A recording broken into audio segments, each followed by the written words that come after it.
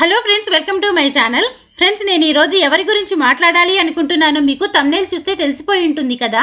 తనే షఫాలి వర్మ. అయితే ఈ అమ్మాయి గురించి మాట్లాడే ముందు నేను ఒక మాట చెప్తాను.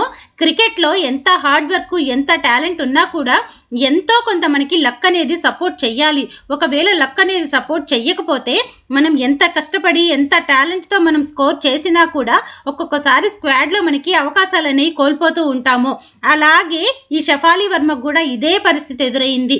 ఆమెకి లక్ అనేది సపోర్ట్ చేసినప్పుడు ఎలా ఉండింది, లక్ సపోర్ట్ చేయనప్పుడు ఎలా ఉండింది, ఈ రెండు రకాల పరిస్థితులని ఆమె జర్నీలో అనుభవించింది. వీటన్నింటి గురించి కూడా మనం ఈరోజు వీడియోలో క్లియర్గా మాట్లాడుకుందాం. ఈ అమ్మాయికి ఉన్న మరొక గొప్పతనం ఏంటంటే, ఒకరోజు సచిన్ టెండూల్కర్ ఆడుతున్న ఒక రంజీ ట్రోఫీకి సంబంధించిన మ్యాచ్ చూడటానికి స్టేడియంకి వెళ్ళి అక్కడ సచిన్ టెండూల్కర్ని చూసి నేను కూడా ఇంత మంచి ప్లేయర్ని కావాలి అని ఆమె డిసైడ్ అయ్యిందంట. అంత చిన్న వయసులో ఆమె ఒక నిర్ణయం తీసుకొని ఆ తర్వాత ఎంతో కష్టపడి ఈరోజు ఈ స్థాయిలో నేషనల్కి సంబంధించిన మ్యాచెస్ ఆడుతుందంటే ఆమె నిజంగా మనం అభినందించి తీరాలి. అంతేకాకుండా ఈ అమ్మాయి ఓపెనింగ్ టైంలో వచ్చి మంచి హిట్టింగ్ చేసి స్కోర్ని చాలా ముందుకు తీసుకెళ్ళగలుగుతుంది. నెక్స్ట్ ఫీల్డింగ్ టైంలో బౌలింగ్ చేసి వికెట్స్ కూడా తీస్తుంది. ఇలా బ్యాటింగ్ బౌలింగ్ రెండూ చేస్తూ ఒక ఆల్రౌండర్ లాగా ఉండే ప్లేయర్స్ టీంలో చాలా తక్కువగా ఉంటుంటారు. అలా చేయాలంటే నిజంగా టాలెంట్ ఉంటేనే చేయగలరు. దాంట్లో ఈ అమ్మాయి ఫస్ట్ ప్లేస్లో ఉంటుంది. అంత మంచి టాలెంట్ ఉంది ఈ అమ్మాయికి. అయితే ఒక ప్లేయర్కి లక్ అనేది ప్రధాన పాత్ర వహిస్తుంది అని చెప్పాను కదా. అది ఈ షఫాలి వర్మ విషయంలో ఎలా జరిగిందంటే, ఇంత టాలెంట్ ఉండి ఇంత బాగా ఆల్రౌండర్గా ఉన్నా కూడా ఎందుకో ఏమైందో కానీ ఆ అమ్మాయిని టీం నుంచి పక్కన పెట్టేశారు. ఉమెన్స్కి సంబంధించిన వరల్డ్ కప్ స్క్వాడ్లో ఈ అమ్మాయికి ప్లేస్ దక్కలేదు.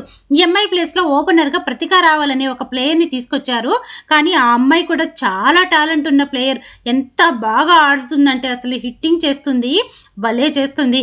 కానీ ఆ అమ్మాయి విషయంలో లక్ అనేది ఎంత దెబ్బ కొట్టిందంటే, సెమీఫైనల్స్కి ముందు జరుగుతున్న మ్యాచ్లో ఒక కష్టమైన ఒక క్యాచ్ పట్టబోయి యాంకిల్ ట్విస్ట్ అయిపోయి ఆమెకి ఇంజురీ జరిగింది. అది ఎలాంటి ఇంజురీ అంటే ఆమె టీం నుంచి బయటికి వెళ్ళిపోవాల్సిన పరిస్థితి వచ్చింది. ఇప్పుడు ఏం జరిగిందంటే, అక్కడ ఓపెనర్గా మంచి ప్లేయర్ ఉండాలి. సెమీఫైనల్లో గెలిచి మనం ఫైనల్స్లోకి వెళ్ళాలంటే మన టీంకి ఒక మంచి ప్లేయర్ కావాలి. ఈ టైంలో ప్రతికా రావల్కి బ్యాడ్ లక్ ఎలా వచ్చిందో షఫాలి వర్మకి మళ్ళా లక్ అనేది ఆమెకు సపోర్ట్ చేసింది. ఎవరినైతే తీసి పక్కన పెట్టారో అదే ప్లేయర్ని మళ్ళా టీంలోకి తీసుకురావాల్సి వచ్చింది. రిక్వెస్ట్ మీద అమ్మాయి బయటికి వెళ్ళిపోయింది కాబట్టి ఇప్పుడు ఈమె నిరూపించుకుంటే ఈమె బాగా కానీ ఆడితే ఈమె స్థానం అనేది ఇంకెక్కడికి పోదు. కానీ ఈమెకి ప్రాక్టీస్ అనేది లేదు. అప్పటికప్పుడు తీసుకొచ్చారు. అది కాక సెమీఫైనల్స్ అనే ఒక స్ట్రెస్ కూడా ఉంటుంది.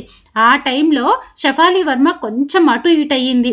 సెమీఫైనల్స్ మాత్రం ఆమె ఆడలేకపోయింది. పాపం అది ఆమె తప్పు కూడా కాదు. ఆమెకు ప్రాక్టీస్ లేదు, సడన్గా తీసుకొచ్చేశారు. అయితే సెమీఫైనల్స్లో ఆ అమ్మాయి సరిగా పర్ఫామ్ చేయలేకపోయినా మిగతా ప్లేయర్స్ అందరూ కూడా జమీమా, హర్మన్ ప్రీత్ ఇలాంటి ప్లేయర్స్ అందరూ కూడా పర్ఫామ్ చేసి ఎలాగోలాగా కష్టపడి మన టీంని ఫైనల్స్ దాకా తీసుకెళ్లారు. ఇప్పుడు ఫైనల్స్లో ఈ అమ్మాయి పర్ఫార్మెన్స్ అనేది మనకి ఇక్కడ ముఖ్యమవుతుంది.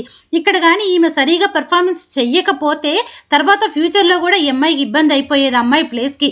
కానీ అక్కడ ఆమె నిరూపించుకోవటం కోసం చాలా కష్టపడి ఎంత మంచిగా ఆడిందంటే అప్పటికప్పుడు వచ్చినా కూడా ఫైనల్స్ అనే స్ట్రెస్ మైండ్లో ఉన్నా కూడా ఎంత గొప్పగా ఆడిందంటే షఫాలి వర్మ అసలు. ఆ రోజు అమ్మాయి ఓపెనింగ్గా చేస్తూ 78 బాళ్ళకి 87 రన్లు కొట్టింది. ఏంటి, ఫైనల్స్ అనే భయం మనసులో ఉన్నా కూడా అది ఎక్కడా కూడా ఆట మీద కనిపించకుండా ఆమె చాలా ధైర్యంగా ఆ రోజు ఆడింది. ఇంకా అంతేనా, ఇంకా బౌలింగ్ టైంలో ఏం చేసిందంటే 7 ఓవర్లు వేసి 36 పరుగులు మాత్రమే ఇచ్చింది. అత్యంత కీలక సమయంలో 2 వికెట్లు కూడా తీసి మ్యాచ్ని పూర్తిగా భారత్ వైపుకు తిప్పేసింది. ఈ అద్భుత ప్రదర్శనతో మనకి భారత్ టైటిల్ సాధించటంలో షఫాలి వర్మ ప్రధాన పాత్ర వహించింది.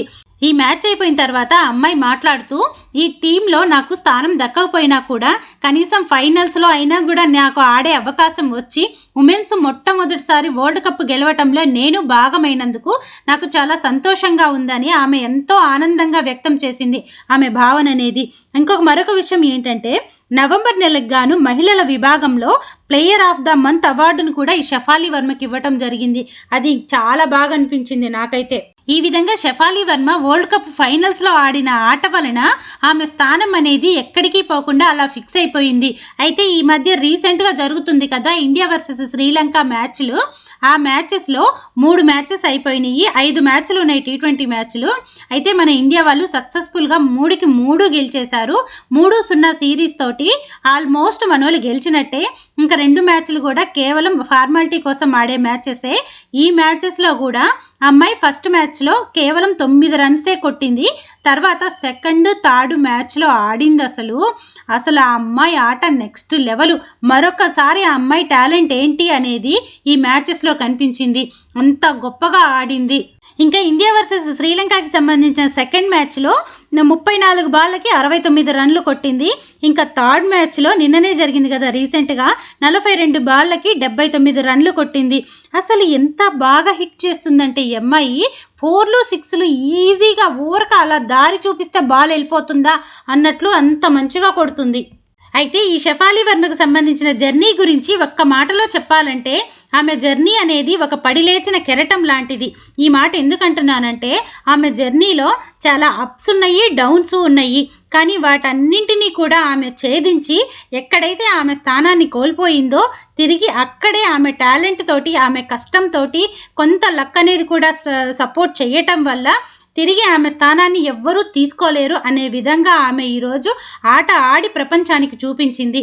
ఇంత మంచి ప్లేయర్కి మనమందరం కూడా అభినందనలు తెలియచేయాలి.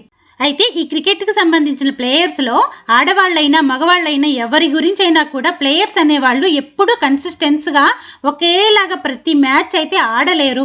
వాళ్ళ గురించి మనం ఎప్పుడు కొంచెం అనుకోవాలంటే ఒక 5 నుంచి 6 మ్యాచ్లు వరుసగా డక్అవుట్ అవుతూ వాళ్ళ పర్ఫార్మెన్స్ అనేది కొంచెం కూడా లేదు అన్నప్పుడు అప్పుడు వాళ్ళు ఫామ్లో లేరు, వీళ్ళు ఆడలేకపోతున్నారు అనాలి. కానీ ఒక మ్యాచ్ ఆడిన తర్వాత మరొక మ్యాచ్ ఫెయిల్ అయినంత మాత్రాన వాళ్ళల్లో టాలెంట్ లేదు అని వాళ్ళని తీసి మనం పక్కన పడేయకూడదు.